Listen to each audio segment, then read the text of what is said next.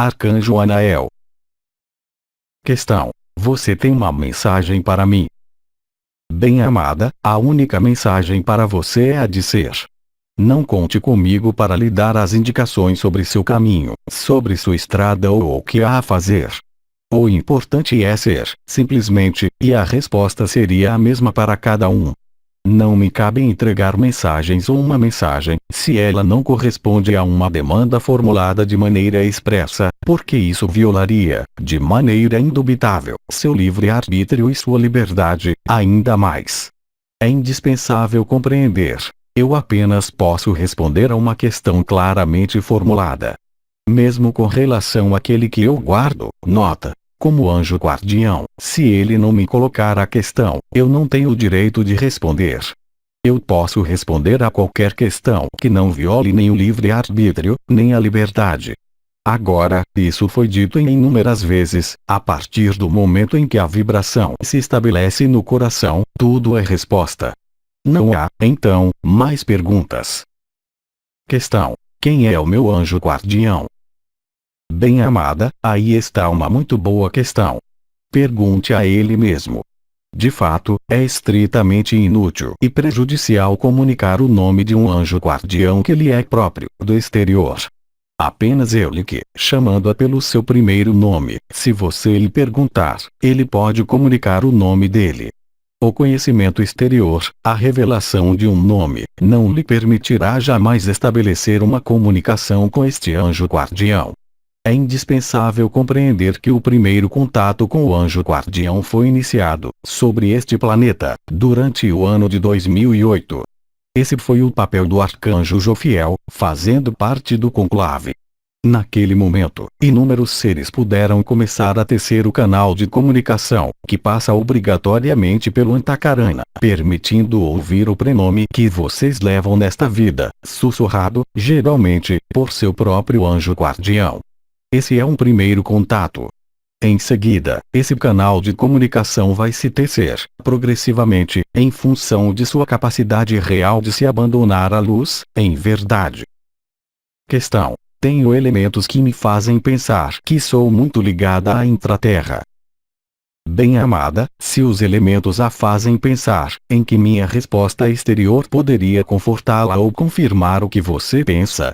Compreenda bem, do mesmo modo que para o anjo guardião, esse gênero de questão, confirmação ou afirmação, não pode de modo algum pertencer a algo de exterior a você, porque isso adulteraria sua liberdade.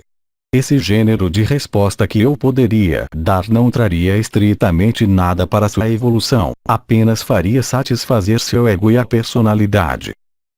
Questão: como superar essas dúvidas e assegurar-se de que se tem, em si mesmo, a resposta exata? Bem-amada, a dúvida faz parte do mental, porque ele coloca sempre uma equação em verdadeiro ou falso. Em seu coração não pode haver esse gênero de ambiguidade porque, naquele momento, não pode haver dúvida. A dúvida é verdade absoluta que se inscreve em sua história absoluta. Enquanto a dúvida é que a resposta se situa ao nível do mental. Naquele momento, pouco importa que ela seja verdadeira ou falsa, porque ela não corresponde à verdade da vivência no coração. A resposta do coração é sempre exata, porque ela lhe dará a verdade absoluta, o que não será jamais o caso de seu mental. O mental tende sempre a levá-los e a trazê-los sobre o que os afasta do coração, enquanto que o abandono total à luz não foi vivido, ele vai ressurgir de vez em quando. E a palavra mestre do mental é a dúvida e o questionamento. Assim, portanto, não se pode combater o mental pelo mental, isso apenas faria reforçá-lo. Apenas pode se estabelecer na verdade absoluta, que é a vibração do fogo do coração e do amor quem permite, nesse caso, superar e transcender a verdade relativa do mental. Agora, dizer-lhe que você é ligada à intraterra ou não, o que isso muda em sua vivência? Questão: isso me daria confiança para entrar em contato com eles. Bem-amada, a confiança não é o abandono. A confiança é um ato particular. É como o ato de fé. O abandono à luz é verdade, por ela mesma, e por essência.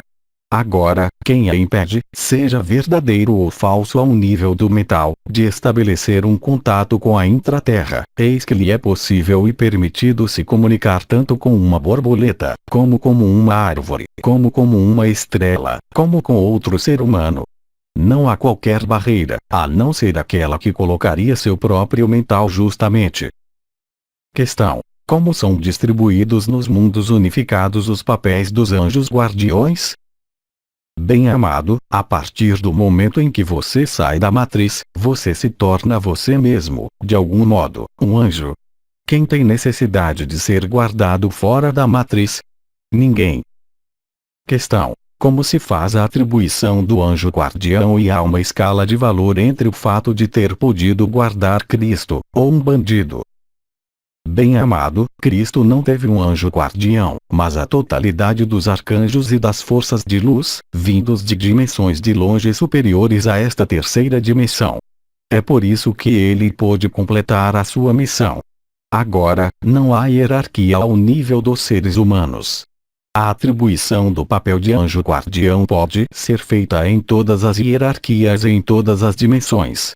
Você pode muito bem ser guardado por um anjo ou ainda por um parente de sua família, que teria morrido e que estaria ainda inscrito na matriz. A atribuição se faz num modo de afinidade vibratória, representando certo número de possibilidades do seu anjo guardião para estabelecer, com você, as linhas de facilidades ou de dificuldades do que você escolheu, literalmente, como caminho, aprisionado nesta matriz. Não há, portanto, uma categoria de anjos guardiões, há vários que são adaptados à situação. Mas não há hierarquização ou valorização, exceto quando da missão que eu qualificaria de especial, como a de Cristo. Questão: qual é o objetivo do alerta sonoro, 72 horas antes dos 3 dias de trevas? Bem-amado, a partir do momento em que as forças etéreas ligadas ao éter não falsificado, representando o que vocês chamam de diversos nomes, mas que eu qualificaria de onda galáctica, penetrar a alta atmosfera, naquele momento, 1000 demônios rarão. É a frase dada para dar medo, mas isso corresponde, sobretudo, a modificações geofísicas extremas que ocorrem em elevada altitude, traduzindo-se por um som. E, portanto, um sinal percebido no exterior, que irá lhes anunciar, de maneira formal, que algo está acontecendo. Questão: isso corresponde ao que alguns chamam de ventos cósmicos? Inteiramente. Questão: poder-se assimilar isso ao barulho da onda galáctica que chega? Digamos que ao primeiro impacto da onda galáctica. O segundo impacto será, ele, muito mais consequente. Poder-se-ia qualificar o primeiro impacto como um abalo do conjunto da Terra, permitindo-lhe liberar as forças que a haviam mantido acorrentada nesta dimensão dissociada. O último impacto, ou segundo impacto, irá corresponder, ele, ao final desta dimensão. Isso vai corresponder à destruição total dos 3 envelopes isolantes que existem nesse sistema solar: ionosfera, heliosfera e magnetosfera. Questão: porque algumas pessoas tiveram problemas de obturação no nível dos dentes, quando da segunda etapa das núpcias celestes? Simplesmente porque a ativação e a liberação do segundo chakra, ligado ao centro do poder, necessitou também da liberação de alguns engramas, chamados kármicos, e pertencentes à matriz. Mas o lugar de codificação vibratória kármica situa-se, quando é eliminada de modo não perigoso para sua entidade biológica, no nível dos dentes. A modificação das forças eletrônicas existentes no nível dos chakras, correspondendo à chegada sobre a Terra das partículas ultravioletas, modificou a distribuição das cargas elétricas. As obturações, obviamente, captam esta eletricidade, por outro lado. Questão: hoje é necessário se desembaraçar dos metais na boca. Eu sugeriria, de preferência, que você se desembaraçasse inteiramente do mental. Questão: após a transição, que vão se tornar os gatos e os cães? Eles irão se tornar o que eles devem se tornar. O que significa que, no nível vibratório, a partir do momento em que a ilusão desaparecer, o reservatório de força chamado amor, para um animal, se juntará às esferas de evolução que lhe são próprias, evidentemente, fora de qualquer estrutura de carbono. Colocando esta questão, existe um aspecto linear. A transição, tal como vocês a concebem, não corresponde a um espaço ou a um lugar definido geograficamente, mas, uma translação dimensional, aí também, como para vocês. Questão: em qual dimensão irão os animais? Os verdadeiros animais, aqueles que foram criados pelos arcontes, retornarão ao lugar de criação, ou seja, a Ursa Maior, e também para alguns mundos de terceira dimensão unificada. Em contrapartida, tudo que está ligado ao que eu chamaria de matriz astral, criada pelos mecanismos de funcionamento da humanidade falsificada, não existirá simplesmente mais, porque isso não existe nos mundos unificados. Questão: os mundos dissociados existirão ainda, após a translação? Todos os que nós não unificamos. Questão: os que tiverem decidido fazer uma escolha de evolução para um mundo dissociado poderiam se reencarnar em outros mundos dissociados? Não, absolutamente. Eles irão se juntar aos mundos unificados durante o tempo de aperfeiçoarem sua educação, digamos. Está fora de questão deixar as almas novas se tornarem prisioneiras novamente dos mundos dissociados, dado que elas verão a sua liberdade progressivamente e à medida que a onda galáctica as tocar. Questão: por que então as almas se encarnam ainda em nosso mundo? Elas se encarnam, simplesmente, para favorecer o final da ilusão. Elas jamais teriam vindo se não soubessem que é o fim. E não são almas que se encarnam, são espíritos. Questão: poderia desenvolver sobre a diferença entre alma e espírito? A alma é a ligação entre o corpo e o espírito. A alma pertence definitivamente à matriz. O estado de ser pertence ao espírito. Não há coloração de alma no estado de ser. A alma pertence à matriz e acabará com a matriz. Ela é uma criação da matriz. Ela não é verdade, nem eternidade, contrariamente ao espírito. A alma é o que sustenta as emoções, e as emoções, mesmo no nível das almas que não estariam encarnadas, mas prisioneiras da matriz, nada tem a ver com os mundos unificados. É o estratagema que permitiu aos Dracos, aos Arcontes e a Lúcifer fazê-los crer que havia uma evolução na matriz, dado que a alma, quando ela sai desse corpo, permanece prisioneira da matriz. Ela reencontra os guias, reencontra os mestres, se reenergiza e volta a descer na matriz, sobre esse polo visível, mas ela jamais escapa à matriz.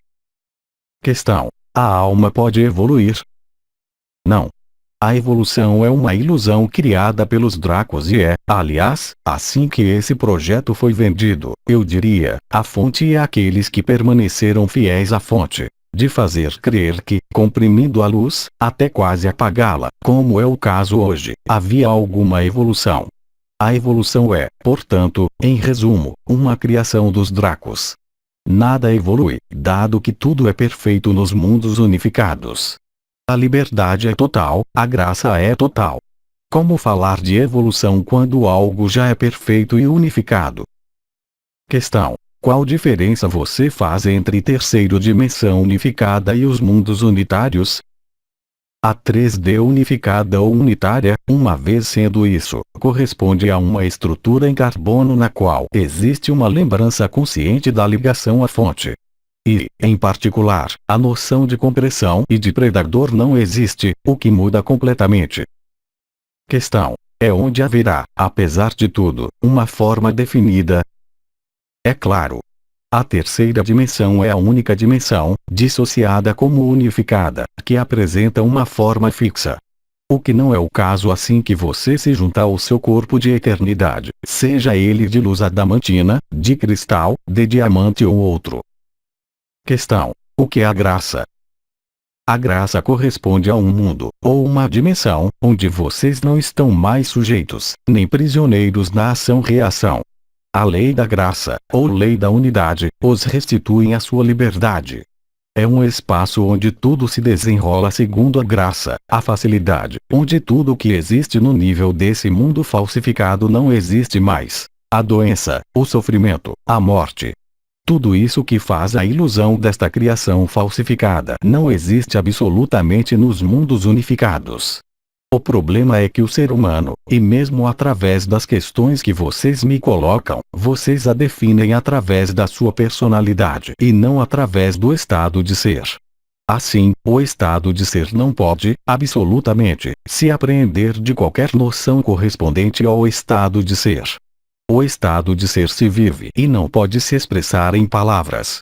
A liberdade, vivida uma vez que vocês alcançam o estado de ser, os faz compreender, de maneira definitiva, que esse mundo é totalmente maia. Como disse a maior parte das tradições ditas orientais, enquanto você não saiu da maia, você irá considerar que essa maia, esse mundo no qual você vive, é o único real. E todas as projeções de ideias e de pensamentos que vocês realizam são oriundas do seu quadro de referência, mas não escapam, nunca, da matriz. Toda dificuldade vem daí. Vocês foram tão presos, tão fechados dentro desta ilusão, com suas próprias leis ditas de evolução, que vocês não podem imaginar ou conceber a existência de outra coisa em outro lugar, privada de tudo o que faz a sua vida comum. A única maneira é penetrar o estado de ser. Não há outras. Todo o resto apenas permanecerá discussões estéreis que não levam a qualquer avanço para o seu estado de ser. O estado de ser, a porta, está no coração, na vibração do coração.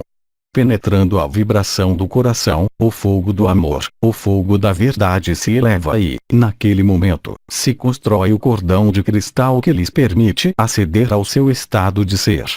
Enquanto vocês não tiverem penetrado o estado de ser, vocês não podem compreender ou apreender, com as ferramentas da personalidade, o que eu falo.